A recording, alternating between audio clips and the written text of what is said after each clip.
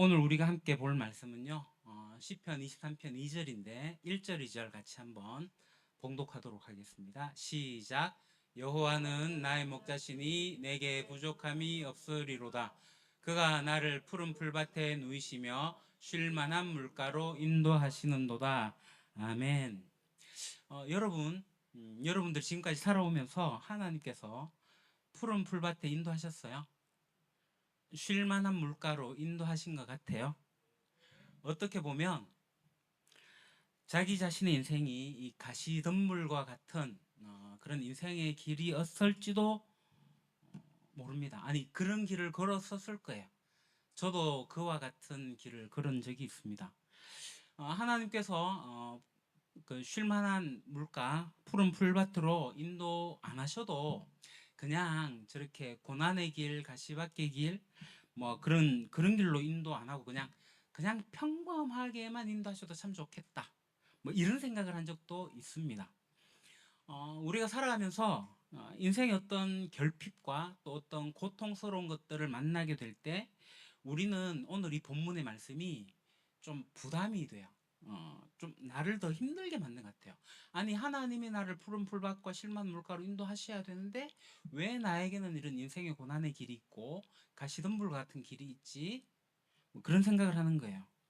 아니, 근데 이제 옆 사람들을 보면 아니, 저 사람들을 하나님께서 푸른 풀밭으로 쉴 만한 물가로 인도하시는 것 같은데 왜 내 인생은 이렇게 꼬이고 이렇게 풀리지 않고 있는가 라는 생각을 하게 된단 말이죠. 그래서 이 본문이 어쩌면 그러한 고난에 있는 사람들에게 오히려 우울하게 만드는 것 같다는 생각이 듭니다. 제가 옆 사람하고 이야기 나누게 하려고 했는데 하지 않겠습니다. 어, 근데 우리가 좀 고민해야 될 건 뭐냐면은 우리의 인생의 길, 고난의 길, 가시밭길의 길, 그런 것들을 생각하고 또는 푸른 풀밭, 쉴만한 물가가 있는 그 길을 생각하게 되는데 우리가 생각하는 데 있어 가지고 이 푸른 풀밭과 쉴만한 물가를 우리가 오해를 할 수 있겠다라는 생각이 듭니다. 우리가 이 푸른 풀밭과 쉴만한 물가를 보게 되면 이런 이미지가 떠올라요. 그런데 여러분, 이건 이제 다른 데서 제가 가져온 이미지긴 한데 보통 요렇게 이제 여기도 본문이 딱 시편 23편 2절이잖아요. 그러면서 딱 요렇게 그림을 그린단 말이에요. 근데 성경에서 말씀하고 있는 이 말씀의 이미지는 이 이미지가 아니에요. 우리가 일반적으로 생각하게 될 때 푸른 풀밭과 쉴만한 물가라고 하면은 왠지 뭔가 평화롭고 뭔가 풍족하고 하는 그런 이미지를 떠올리게 됩니다. 사실 맞아요. 평화롭기도 하고 또 풍요롭기도 합니다. 그래서 나의 결핍이 채워지고 나의 문제가 해결되어진 그런 상태가 푸른 풀밭과 쉴만한 물가인 것 같아요. 나의 어려움, 나의 가난이 채워지고 내 인생에 얽히고 설킨 문제들이 다 정리되어지고 해결되어진 상태, 그 상태를 우리는 푸른 풀밭과 쉴만한 물가로 이렇게 생각을 하고 그러다 보니까 하나님께서 나를 그쪽으로 인도하실 거다라고 생각을 하는 거죠. 근데 여러분, 이거 잘 생각해 보셔야 됩니다. 오늘 본문에 나오는 푸른 풀밭, 쉴 만한 물가는 누구에게 필요한 거예요? 누구에게 풀밭과 쉴 만한 물가가 필요해요? 여기 그림에 나와 있잖아요. 양입니다, 양. 자, 1절에 여호와는 나의 목자라고 할 때 그때 나는 양이거든요. 그러니까 양에게 풀밭과 쉴 만한 물가가 필요해요. 그럼 이 양에게 있어서 이 풀밭과 쉴 만한 물가는 어떤 곳이에요? 생존할 수 있느냐 없는 생존의 문제가 걸린 곳이에요. 그러니까 양에게 있어 가지고 풀과 물은 생명을 이어가게 하는 것입니다.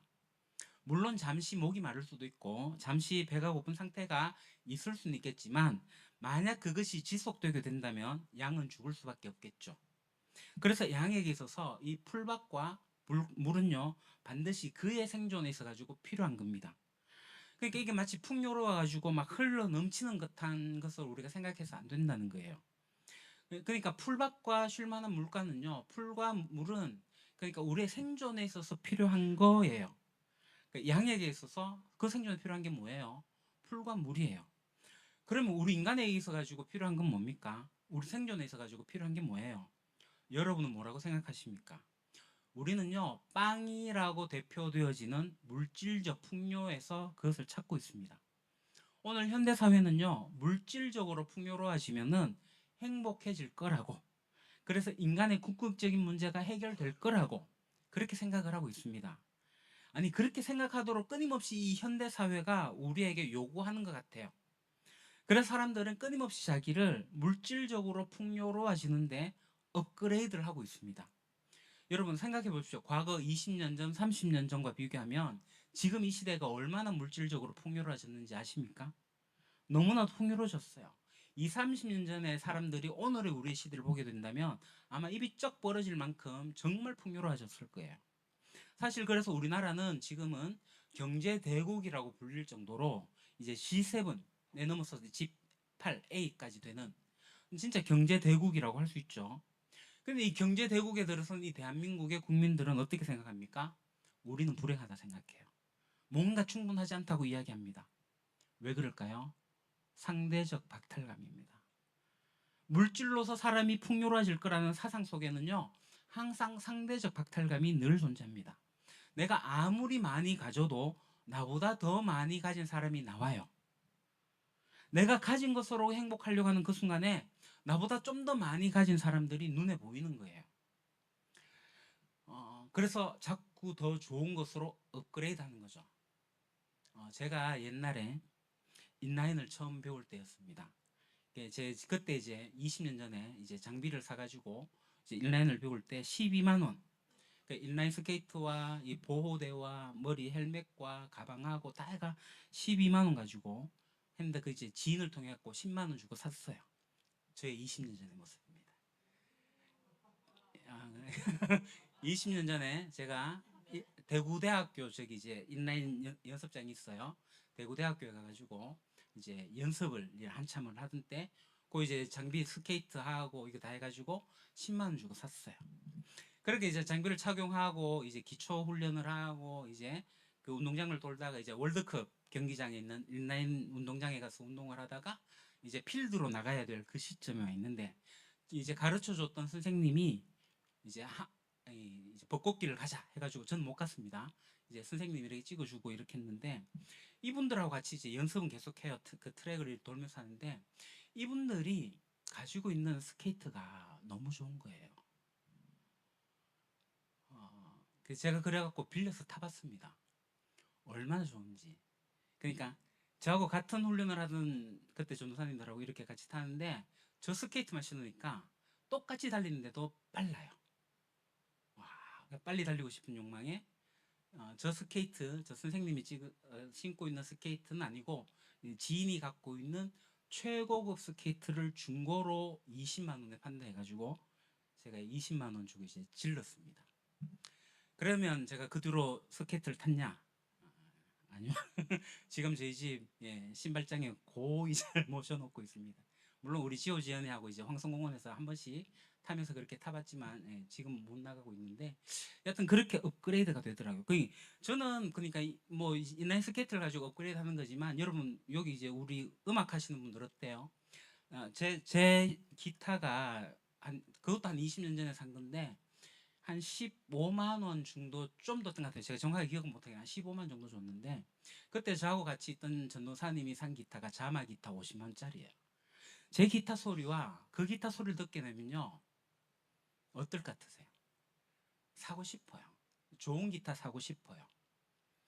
그렇지 않던가 여러분? 뭔가를 하게 되면, 요즘 이제 파크 골프 치시는 분들 모르겠는데, 장비를 가장 기초적인 거 한 20만 원 정도 주고 사가지고 가게 되면 저기서 40만 원짜리, 50만 원짜리, 60만 원짜리 갖고 치는데, 땅 치면 같은 힘으로 쳐도 공이 더 잘 나가.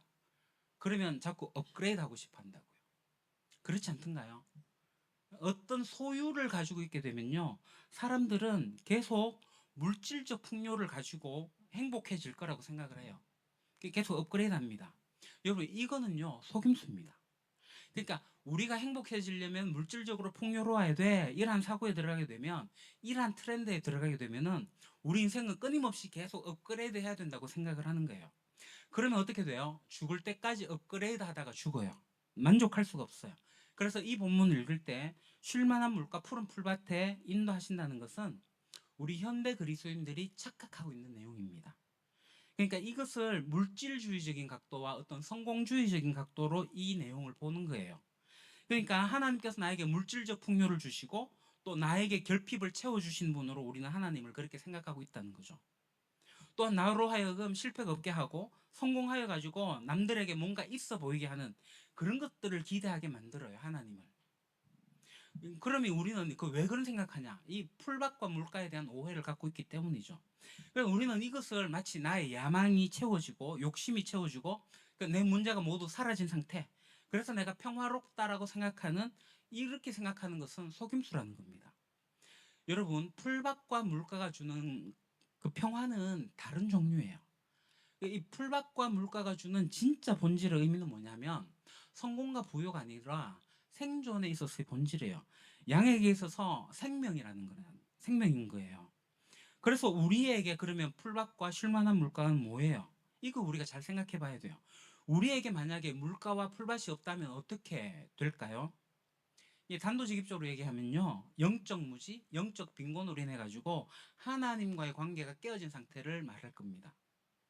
그래서 만약에 우리가 이제 물가를 떠났다, 풀밭을 떠났다 그런 상태라고 하면은 우리는 생존할 수 없는 핍절한 상태라는 거예요. 그것은 뭐냐면 영적으로 무지한 거고 영적으로 빈곤하다는 겁니다. 이 얘기는 뭐냐면 하나님과 깨어진 상태, 하나님과 분리되어진 상태. 하나님과 분리된 거는 단순한 소외를 느끼는 게 아니에요. 하나님과의 분리된 상태라는 것은 뭐냐 하면 성경은 하나님의 진노 아래 있다라고 얘기를 해요. 그래서 우리 인간에게 있어서 정말 필요한 게 뭐예요? 진정한 필요는 뭡니까? 깨어진 하나님과의 관계가 회복되어지는 거예요. 진노의 상태에 있던 우리가 해방되어져서 하나님과 평화의 단계로 들어가는 거예요. 그래서 저는 오늘 사사 기도원 이야기를 좀 하려고 해요. 사사기를 읽어보시면 아시겠지만 사사기 6장에 보면 기도원 이야기가 나와요. 그러니까 아직 왕이 없을 때에 그때입니다. 이스라엘이 어지러울 때에 이제 지도자가 등장했는데 그들이 바로 사사였고요. 사사 중 12사사 중에 이제 기도원이 그 중에 하나고요. 자, 미디안이 있는데 미디안이 어디냐 하면 시나이 반도 오른쪽 지금 사우디아라비아에 있는 그 지역에 미디안이 있었습니다. 이 미디안이 그 가나안 땅에 있던 이스라엘을 공격하고 괴롭히고 하는 그런 상황이었어요. 아말렉도 공격하고 있고, 그래서 그때 사사가 등장을 했는데 이게 기도원이 등장을 하는 거예요. 그러니까 기도원이 그럼 어떻게 등장하게 됐느냐? 자, 미디안이 침략해 와가지고 어떤 일을 하냐면요, 곡식을 계속 빼앗아 가는 거예요. 그 먹고 살기 힘들 정도로 곡식을 계속 빼앗아 가요. 그때 하나님이 기도원을 찾아오시는데요. 그때 기도원을 찾아올 때 기도원이 뭘 하고 있었냐 하면요. 이렇게 공격을 하고 있는데 기도원이 뭘 하고 있었냐면은 기도원은 포도주 틀에서 몰래, 그 몰래라면 숨어서요, 숨어서 미리 삭을 타작하고 있었다. 여러분, 포도주 틀은요, 포도즙, 포도를 진리게 가지고 깨끗하고 좋은 포도주를 만들려면 웬만하면 막혀 있어야 돼요. 진공 상태까지는 아니겠지만 깨끗한 환경에서 짓밟아 가지고 포도즙 틀에서 눌러서 포도즙을 짜요. 근데 미르삭은 어떻게 타작해야 돼요? 바람이 불면서, 그렇죠, 공터와 같은 곳에서 틀어야지 날리면서 이삭이 타작이 되는 거예요.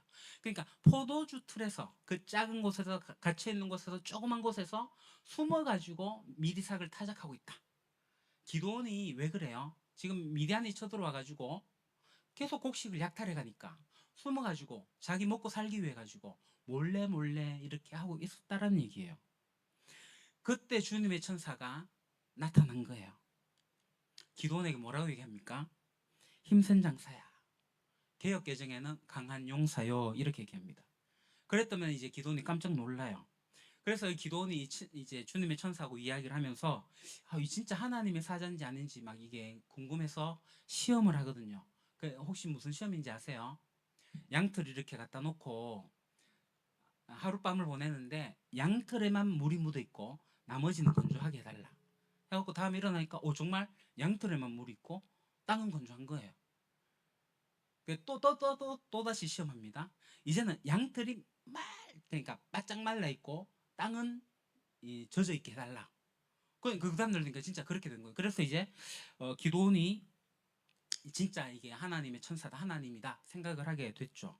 그러면서 기도원이 깜짝 놀라요. 이렇게 미천한 나를 찾아오시다니, 아니 나를 통해서 이 이스라엘 구원하시다니 하면서 깜짝 놀랍니다. 그러면서 기도원이 하는 말이 뭐냐면 주님의 천사라는 걸 알고 나서 떨면서 말하였죠. 주 하나님, 내가 주님의 천사를 대면하여 배웠습니다. 그러자 주님께서 그에게 말씀하셨다. 안심하여라. 도로하지 말아라. 너는 죽지 않는다. 기도는 거기에서 주님께 제단을 쌓아 바치고는 그 제단을 여호와 샬롬이라고 불렀다. 여러분, 하나님 앞에 기도원이 쓰게 되었을 때 기도원이 보인 반응이 뭐예요? 하나님 앞에서 죽게 되었다라는 거예요. 자, 여러분, 이때 지금의 상황이 우리가 사사기 전체를 보시면 아시겠지만 여호와 하나님이 왕으로 계시는데 왕이 없었으므로 하는 거예요. 하나님이 왕으로 계시지 않고 자기의 소견에 좋은 대로 행하고 있던 그 시대가 사사시대예요. 하나님을 버렸어요. 그럼 기도원은 하나님을 섬겼을까요? 기도원도 하나님을 버렸어요.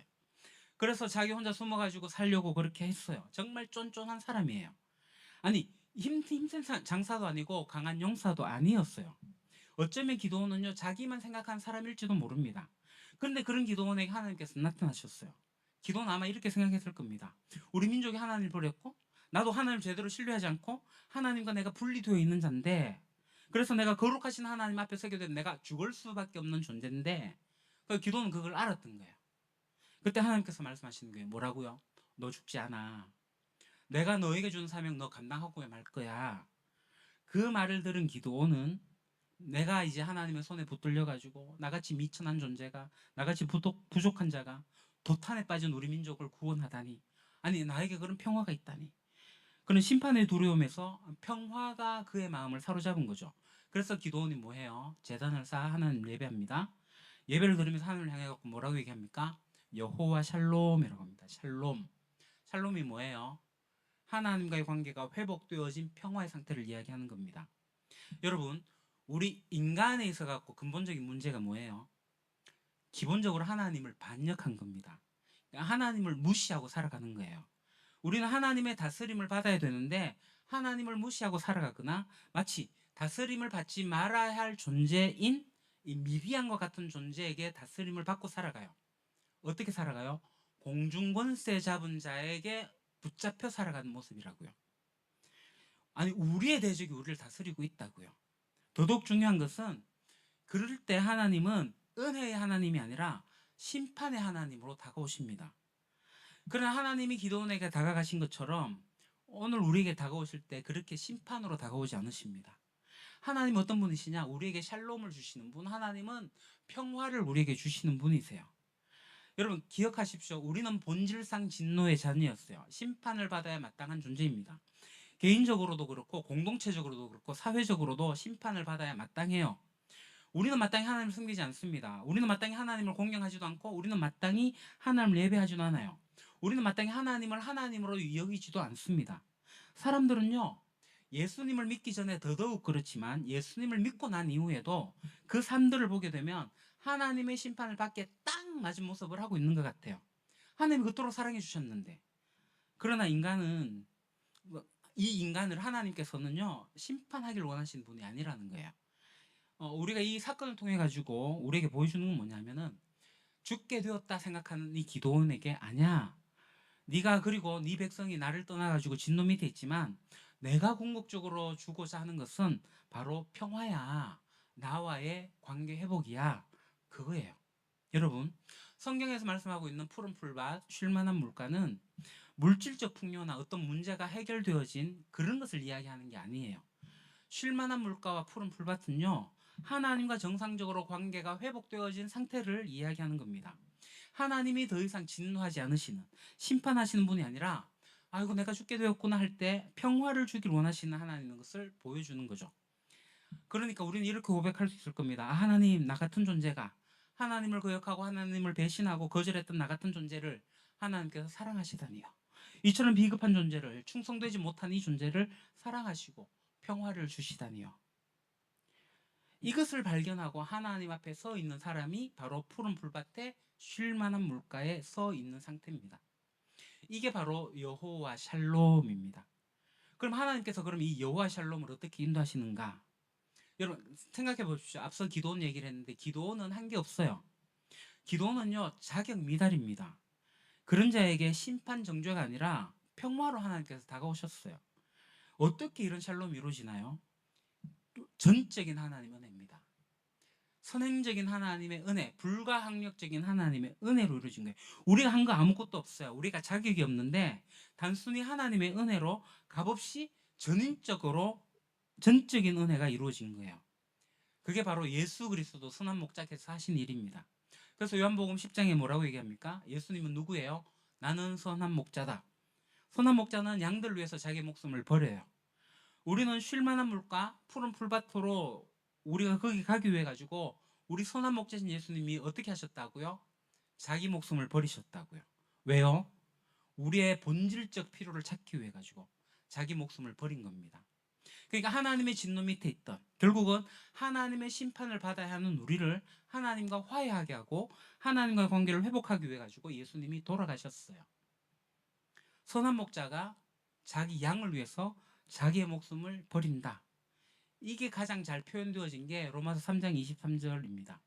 모든 사람이 죄를 범하였습니다. 그래서 사람은 하나님의 영광에 못 미치는 처지에 놓여 있습니다. 그러나 사람은 그리스도 예수 안에서 얻는 구원으로 말미암아 하나님의 은혜로 값없이 의롭다는 선고를 받습니다. 하나님께서는 이 예수를 속죄 제물로 내주셨습니다. 그것은 그의 피를 믿을 때에 유효합니다. 하나님께서 이렇게 하신 것은 사람들이 이제까지 지은 죄를 너그럽게 보아주심으로써 자기의 의를 나타내시려는 것이었습니다. 아멘. 여러분, 우리가 원래 어떤 존재였어요? 우리는 원래는요, 하나님의 영광이 있던 존재였습니다. 원래 우리는 그렇게 하나님과 함께 더불어 살아갈 수 있도록 그렇게 지어졌어요. 그런데 우리는 어떻게 살아가요? 하나님과 함께 살아가지 않고 세상의 영광을 위해서 찾아갑니다. 그게 죄에 빠져 있는 사람의 모습이에요. 우리가 하나님을 알게 된다면 하나님의 영광이 이 세상의 영광보다 더 크다는 것을 우리가 알게 된다면 우리는 세상의 영광을 추구하는 것이 얼마나 어리석은 것인지 알게 될 거예요. 그 세상의 영광을 추구하는 게 얼마나 웃긴 일인지 우리가 알게 될 겁니다. 여러분, 교회 다니는 사람들에게 자꾸 이거 해라 저거 해라 해도 잘 안 움직이죠. 물론 우리 교회 성도님은 그렇지 않습니다. 그리스도 안에서 우리가 정말 풍성한 삶을 제대로 누리자 해도 잘 안 움직여요. 왜 그럴까요? 세상의 영광이 더 좋거든요. 세상의 영광이 더 커 보이거든요. 아니, 이게 더 좋은데 뭐대로 풍성한 삶을 찾냐고요, 교회에서. 성경에서 말씀하는 이 풍성한 삶으로, 그래서 예수 그리스도를 따라가는 것은 너무나도 확실한 영광이 거기 있기 때문에 우리가 따라가는 건데, 그 영광을 찾아가지 않고 자꾸 세상 영광을 찾아 헤매고 있다고요. 그러니까 아직 하나님과의 관계가 회복되지 않아 가지고 우리는 하나님의 영광에 못 미치는 처지에 놓여 있는 거예요. 그러니까 우리가 하나님 영광에 가지 못하게 된 것은 우리가 하나님을 알기 전의 상태죠. 그러니까 하나님을 알고 나서도 여전히 그렇게 있다라는 것은요, 그냥 교회 다니는 거죠. 왔다 갔다 하는 거예요. 그냥 하나님의 영광이 이루지 못한 상태가 얼마나 비참한 상태인지 모르고 그냥 교회만 그냥 왔다 갔다 하는 겁니다. 그러면서 어떻게 해요? 하나님의 영광을 안 찾고 계속 세상의 영광만 찾는 거죠. 하나님의 영광보다 세상의 영광이 더 커 보이거든요. 그러니까 우리는 하나님의 영광에 이르지 못하는, 못 미치는, 미치지 못하는 처지에 놓여 있는 거예요. 우리가 그런 상태에 놓여 있다는 것은 굉장히 끔찍한 일입니다.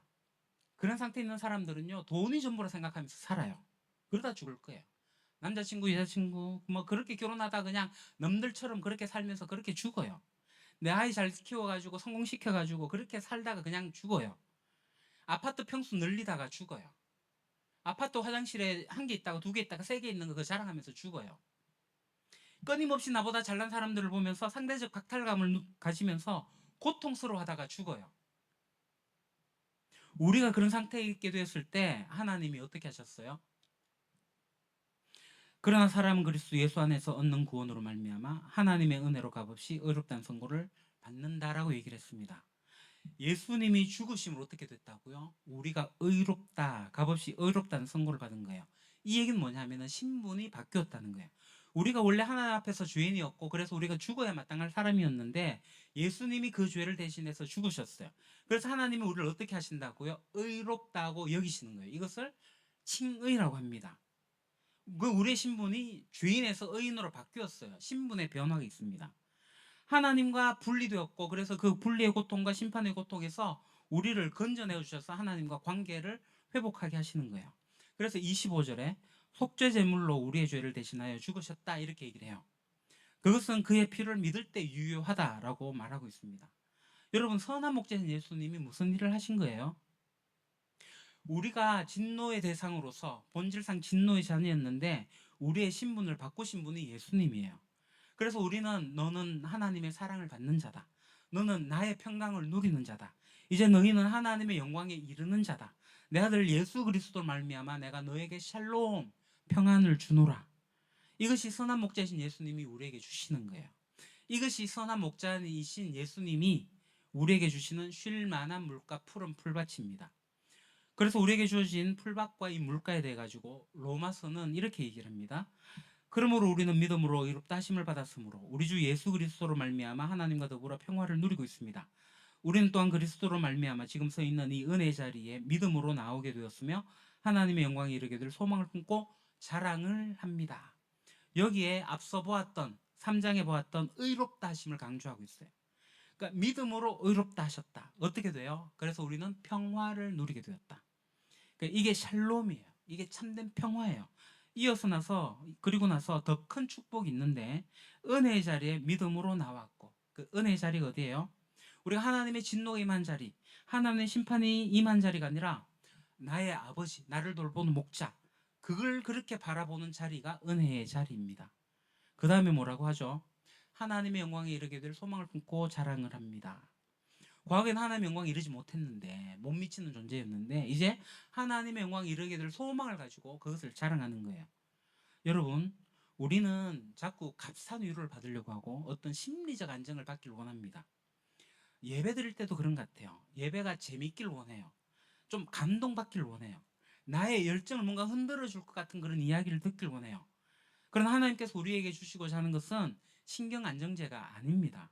정말 하나님 우리에게 주시고자 하는 것은 그 무엇과도 비교할 수 없는, 바꿀 수 없는 하나님의 샬롬, 평화입니다. 그래서 우리는 하나님, 당신이면 됩니다. 이제 내가 하나님 당신을 가졌으니 제 인생에 더 이상 다른 거 필요 없습니다. 있으면 좋고 없으면 괜찮아요. 저는 물질을 업그레이드하는 것을 위해서 살지 않겠습니다. 세상의 영화를 찾지 않겠습니다. 그것이 행복을 주는 것이 아니라는 것을 알게 되었습니다. 당신의 사랑을 받고 당신을 사랑하고 당신의 평화 가운데 나가는 것, 그것이 내 인생에서 가장 중요하다는 것을 이제 알게 되었습니다. 오 하나님, 제가 하나님 없는 인생을 살았는데 그 끔찍했던 나의 삶이었는데 이제 푸른 풀밭과 쉴만 물가로 인도되어졌으니 감사합니다. 오늘 우리는 자꾸 물질주의와 성공주의에 물들어 가지고 하나님께서 주시는 평안과 또 그 기쁨의 가치와 또 그 고귀함, 이 중요성을 잃어버리고 자꾸 우리 그리스도인들도 물질을 가져야 된다고, 그래야 행복하다고, 성공해야 행복하다고 자꾸 착각하고 있어요. 우리가 이미 쉴만한 물가에 푸른 풀밭에 와 있는데도 평강 가운데 살아가는 그런 그리스도인들이 많이 보이지 않습니다. 왜 그럴까요? 그들이 푸른 풀밭에 왔다가 자꾸 개구멍으로 빠져나가는 거예요. 그래서 하나님의 영광을 찾는 게 아니라 세상의 영광을 찾는 거예요. 거기에 빠져 있어서 그래요. 여러분, 우리에게 이렇게 놀라운 축복이 주어졌다는 사실, 이게 기본적으로 전제되고 난 다음에 우리에게는 덤이 와요. 덤. 우리에게 은혜를 값없이 그냥 주시는데 거기에는 덤이 있어요. 그 덤이 뭐냐면 자기 아들을 아끼지 않으시고 우리 모두를 위하여 내주신 분이 어찌 그 아들과 함께 모든 것을 우리에게 선물로 거저주지 않으시겠습니까? 아들은 이미 주어졌어요. 그런데 나머지도 그 아들과 함께 모든 것을 우리에게 선물로 주지 않겠냐? 여러분, 남자친구도 주시고 좋은 직장도 주시고 뭐도 주시고 뭐도 주시고 하는 것들은 예수님 이후에 뒤따라오는 덤이에요. 덤. 근데 오늘날 기독교인들이 왜 실패하는지 아세요? 이 아들을 주셨다는 사실은 잊어버리고 이 놀라운 감격과 축복은 놓쳐버리고 자꾸 덤으로 주는 곳에 더 관심이 가기 때문에 자꾸 나머지를 바라보고 있는 거예요. 여러분, 이건 아까 말씀드린 것처럼 덤입니다. 덤. 여러분, 우리는 덤을 누리는 게 아니라 몸통을 누려야 되지 않겠어요? 하나님의 사랑을 누려야죠. 더 이상 진노와 심판에 두려워하지 말고 하나님 주시는 사랑, 그 평안, 샬롬을 누리는 거죠. 예수님께서 뭐라고 말씀하세요? 그러므로 너에게 말한다. 목숨을 부지하려고 무엇을 먹을까 또는 무엇을 마실까 걱정하지 말고 몸을 보호하려고 무엇을 입을까 걱정하지 마라. 목숨이 음식보다 소중하지 않냐? 몸이 옷보다 소중하지 않냐? 공중의 새를 봐라. 씨를 뿌리지도 않고 거두지도 않고 곳간에 모아들이지도 않으나 너희의 하늘아버지께서 그것들을 먹이신다. 너희는 새보다 귀하지 않냐? 너희는 새보다 귀하지 않으냐 이렇게 말씀하세요. 그러니까 예수님이 2000년 전에 저렇게 말씀하시지만 오늘날 오면은 뭐라고 말씀하실까요? 몇 평 아파트 살까? 어느 지역에 살까? 어느 학군으로 갈까? 무슨 차를 타고 다닐까? 어느 직장 갈까? 그런 거 걱정하지 마. 그런 거 하나님이 너에게 필요하다는 거 모르지 않아. 공중의 새들도 먹이시는데 너희들 안 먹일 것 같아? 이렇게 얘기하지 않겠습니까? 여러분, 우리가 하나님의 뜻으로 살게 되면 하나님과 평화로운 상태에서 하나님의 은혜 속에서 하나님께서 우리를 먹이십니다. 근데 우리는 이 먹이시는 정도로 만족하지 않고 자꾸 재벌이 되려고 해요. 자꾸 더 큰 아파트를 원해요. 아니요. 하나님은 그런 것을 주신다고 하지 않으셨어요. 우리에게 필요한 걸 주신다고 하셨어요. 우리 인생의 결핍을 바라보면서 다른 사람과 비교하면서 비유한 인생을 살지 않을까 우리는 걱정하지만 하나님께서는 우리에게 평강을 주시고 하나님의 사랑으로 살아가는 거 그것으로 우리는 살아갈 수 있도록 해요. 근데 우리는 그것으로 불충분합니다. 아, 나 이것으로 만족하지 않아요. 이렇게 말합니다. 그러나 주님께서 분명하게 말씀하십니다. 내가 너에게 필요한 거 꼭 채워줄게. 걱정하지 마. 내가 너를 위해서 내 아들을 목숨까지 내어서 희생시킨 나 여호와 샬롬이야. 내가 너를 책임질게. 라고 하나님 말씀하십니다. 여러분 생각해 보십시오. 자녀를 둔 부모님들이 자녀에게 공부하라고 해요. 왜 그래요? 세상에 뒤처지지 말라고. 네 앞가름하라고. 그래 얘기를 하는 거예요. 여러분, 저는 이 학생들, 그러니까 아이들을 가르치는 것도 세상적 부모나 그리스도인 부모나 학구열에 있어가지고 별 차이가 없는 것 같아 보입니다. 그러니까 내 앞가름해. 그러니까 하나님 의지하지 않고 살아도 될 만큼 살아. 라고 만들어 버리는 것 같아요. 기독교인 부모들도. 똑같은 것 같아요. 제가 청소년 사역을 그렇게 해왔지만 여러분 이제 수능 이제 100일이잖아요. 그럼 100일 기도회 하고 왜 그래요? 그러니까 제가 좀 난처했어요. 청소년 사역하면서. 저 100일 기도 안 했거든요. 합격시켜주세요라는 기도 안 했다고요. 그 얘기는 뭐예요? 내 아이가 합격하면 딴 아이가 떨어지는 건데 그런 이기적인 기도를 못 하겠더라고요. 공부한 만큼 최선을 다해가지고 성실하게 열심히 공부해서 그 결과값을 그대로 받아들일 수 있도록 그렇게 기도를 했어요. 근데 학부모들은 어떻게 생각해요? 내 아이는 블루 칼라가 되면 안 돼요. 내 아이는 화이트 칼라가 돼야 돼요. 그렇게 생각합니다. 여러분, 우리의 결핍 하나님께서 채워주신다고 하세요. 그럼 거기에 자족이 나옵니다. 내가 먹고 살 만큼 주신다고 했어요. 그러니 나를 따르라고 말씀하십니다. 그런데 우리는 텔레비전을 보면서 동창회 나가면서 자꾸 상대적 박탈감을 가지고 불안해합니다. SNS 보면서 남들은 저렇게 하는데 난 왜 그렇게 못하지 하고 불안해합니다. 그러면 우리는 영원히 쉴 만한 물가와 푸른 물밭을 못 찾는 거예요. 아니 우리에게 이미 푸른 풀밭과 쉴 만한 물가가 있는데요. 이미 인도하셨는데요. 나머지는 뭐라고요? 덤이라고요. 덤. 하나님을 절대적으로 놓게 되면 나머지는 다 상대적이 되는데 이 물질을 절대적으로 놓고 나다 보니까 하나님께서 나에게 주시는 모든 것들이 상대적으로 값없이 얻어버리는 어떤 그런 정말 값싼 것으로 치부되어져 버리는 게 아닌가 그런 생각이 듭니다.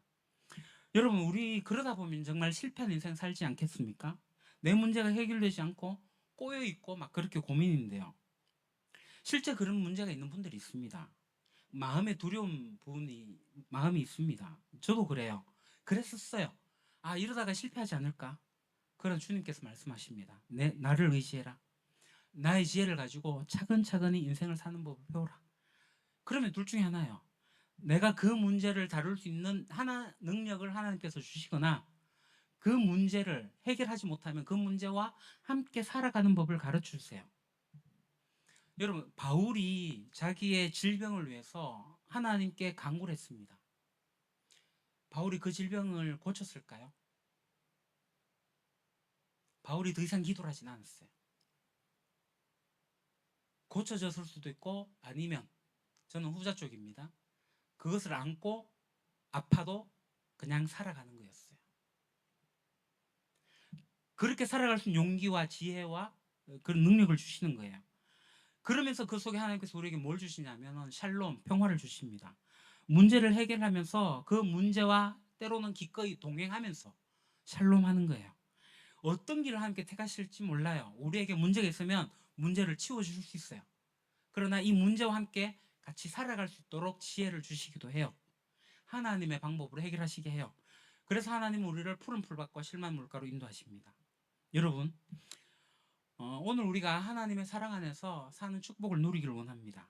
우리 주변에 끊임없이 우리를 유혹하는 물질주의, 성공주의가 있습니다. 그런 것에 속지 마십시오. 그것은요, 우리를 푸른 풀밭과 쉴만한 물가로 인도하는 게 아니에요. 그것에 빠지게 되면 우리는 어쩌면 영원히 불행해질 수밖에 없습니다. 그런 것은요, 상대적 가치입니다. 여호와 샬롬이 절대적 가치예요. 하나님은 이미 우리를 어떻게 하셨다고요? 푸른 풀밭에 누이시고 쉴만한 물가로 인도하셨다고요. 진실로 여러분들이 예수 그리스도를 모셨다면 여러분이 하나님 앞에서 이제는 당신을 따르겠습니다. 세상의 영광 추구하지 않겠습니다. 당신의 영광 추구하며 살겠습니다. 당신의 사랑과 자유를 누리는 것, 평화를 누리는 것, 그것으로 살겠습니다. 라고 고백하면 우리는 이미 푸른 풀밭과 실만 물가로 인도되어져 있습니다. 이 얘기는 하나님의 품에 안겨져 있는 그래요. 만약에 여러분들이 푸른 풀밭과 실만 물가로 인도되어지지 않다라고 생각된다면 오늘 이 저녁에 여러분들이 기도하시기 바랍니다. 제가 제 인생을 이제 하나님께 드리겠습니다. 당신이 나를 위해서 돌아가셨으니 내가 그걸 받아들이고 이제 내 자신을 드립니다. 세상 영광 쫓아다니는 널뛰는 인생 그만 살겠습니다. 당신과 함께 하겠습니다. 이렇게 기도하십시오. 이미 나를 푸른 풀밭과 쉴만한 물가로 인도하셨다라고 고백하시는 분들이라면 이 저녁에 기뻐하십시오. 여러분은 진노와 심판 속에서 해방되신 거고요. 어떻게 그리스도인이 하나님의 진노와 심판 속에서 해방되었는데 기뻐하지 않을 수가 있겠습니까? 그것은 하나님의 진노가 얼마나 심각하고 그 심판이 얼마나 큰 고통인지 몰라서 하는 얘기예요. 진지하게 그걸 고민해보지 않았다면 기뻐할 수가 없겠죠. 여러분, 하나님 없이 사는 인생은 너무나도 고통스럽고 얼마나 소망 없는 것인지 여러분들 한번 생각해 보십시오. 그리고 우리가 이 저녁에 함께 기도할 때 묵상해 보십시오. 내가 하나님을 알지 못했다면 어떻게 됐을까? 하나님 없이 살다가 내 인생 어떻게 됐을까? 주님께서 그 진노와 심판에서 우리를 구원해내셨어요. 이미 우리는 쉴만한 물과 푸른 풀밭에 있는 사람들입니다. 잊지 마십시오. 우리는 마음껏 하나님을 사랑할 수 있는 사람입니다. 왜냐하면 하나님이 그 아들을 우리의 죄를 위해서 대신하여 그 죄값을 치르셨기 때문이에요. 그 아들을 희생시키면서까지 우리를 사랑하신 하나님께서 우리에게 뭔들 못 주시겠습니까? 만약에 여러분들이 갖고 있는 결핍이 있다면 암만 그것을 위해서 기도해도 그것이 안 된다고, 기도응답이 안 된다고 하면은 어쩜 하나님께서 이미 여러분에게 응답을 해주신 것일 수도 있습니다. 그것은 여러분의 분복이에요. 자꾸 옆집을 보고 옆 사람을 보고 불평하지 마십시오. 내가 하나님 뜻을 따르고 하나님을 사랑하며 살아가는데 요거밖에 없다 그러면 그거 하나님께서 내게 주신 복이에요. 만약에 더 있게 되면 그 더 있는 것으로 인해 갖고 내가 하나님을 따르지 못할 수가 돼요. 하나님 우리에게 필요한 만큼 주십니다. 물질주의와 성공주의에서 벗어나게 되면 다른 사람과 비교하지 않고 상대적 박탈감에서 우리가 자유로워질 수가 있어요. 하나님이 나를 붙드시고 하나님 나를 사랑하는 게 너무나도 절대적이기 때문에 그 빛 안에서 나머지 것들은 그냥 다 사라지게 됩니다. 그뿐 아니에요. 우리는 나아가서 이 민족의 도탄에 빠져 있고 이 사회의 문제가 투성이고 그 속에서 내가 이제 나 혼자만 살겠다고 기돈처럼 타작마당에 숨어가지고 이렇게 타작하고 있는 그런 사람들이 주님을 만나게 되면 어떻게 돼요? 겨우 시대적 이 아픔 속에서 그냥 자기만 혼자 탔던 사람들이 여호와 샬롬을 경험하게 되면 하나님 앞에 자기 자신을 드리게 되고 정말 그것을 하나님이 자신과 함께 한다는 것을 경험하게 되면서 기도원의 300용사들처럼 미비한 적군들과 함께 싸워서 이기게 될 거예요. 그리스도인들이 정말 이 사회를 변화시킬 수 있다. 저는 믿습니다. 왜요? 샬롬이신 하나님과 동행하기 때문에 그것을 누리게 된다면 저는 사회 변화도 충분히 일어난다고 봅니다. 세상을 변화시키는 그리스도인들은 뛰어난 의식과 뛰어난 의지와 어떤 사회과학적 지식과 역사의식 그런 걸로 변화시키지 않습니다. 그런 것들이 있으면 좋긴 하겠죠. 그러나 본질적으로 중요한 것은 내가 죽었다, 죽게 되었다라고 할 때 아니야, 너 죽지 않아. 내가 평화 가운데 여호와 샬롬이 내가 너와 함께 하겠어 하신 그 하나님을 경험한 사람들이에요. 겁쟁이이고 평범 이하의 사람들이 세상을 변화시키기 시작하는 겁니다. 여러분 이 시편 23편 2절을 같이 한번 읽겠습니다. 시작. 그가 나를 푸른 풀밭에 누이시며 쉴만한 물가로 인도하시는도다. 자, 우리가 이제 함께 기도하게 될 때에 내가 이미 푸른 풀밭에 들어와 있다, 그것을 보게 해주세요 라고 이렇게 좀 기도하면 좋겠어요. 여러분 중에 이 푸른 풀밭과 쉴만한 물가로 만약에 아직 안 들어와 있는 것 같다면 겉으로 그냥 억지로 들어와 있는 척 하지 마십시오. 그러나 오늘 이 시간에 내가 결단을 좀 하면 좋겠습니다. 그러나 내가 이 푸른 풀밭과 쉴 만한 물가에 들어와 있다면 내 눈을 들어가지고 이 물질주의, 성공주의에서 해방시키시고 내가 당신 품에 안겨 있는 모습들을, 그것이 얼마나 놀라운 축복인지를, 그 영광을 보게 해주십시오 라고 기도하십시오. 그러면 우리 가운데 여호와 샬롬이 넘쳐날 겁니다. 우리